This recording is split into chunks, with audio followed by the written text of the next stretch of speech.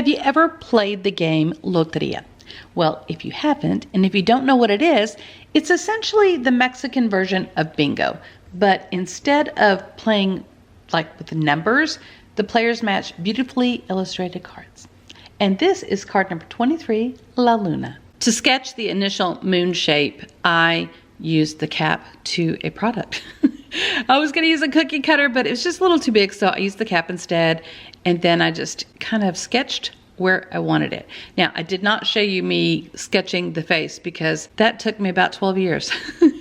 That was really the hardest part of it, and I still don't think that mine looks like how it's supposed to look. That's okay. I just showed you, I'm using a Sakura Micron pen point. It's the 01 size. The little size on the cap, that's the size of the nib that I'm using.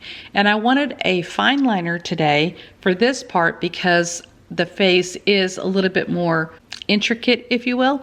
And I wanted to make sure that I got that part down because I didn't trust myself with the brush pen. If I'm being honest, I didn't trust myself with the brush pen because sometimes that can get away from me. And I wanted to make sure that all the features were there. Then I'm taking my brush pen and I'm outlining a card shape because this is one of the deck. It comes from the image that I'm creating. It is from the Lotería deck, and that deck has 54 cards if you didn't know. And each one has like its own image and name.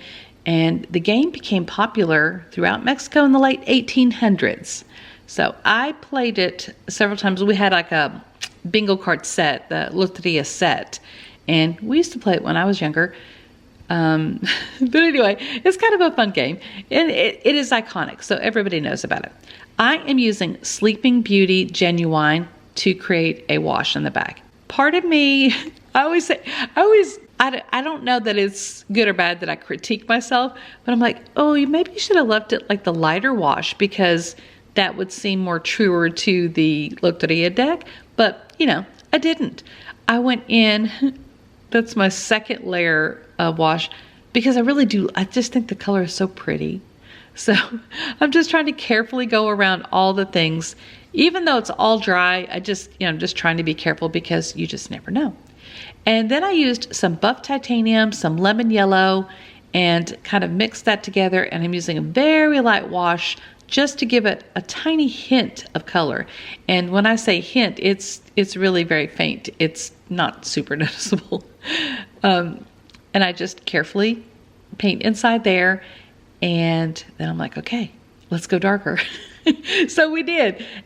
You don't have to. You could stop whenever it feels right to you, you can stop.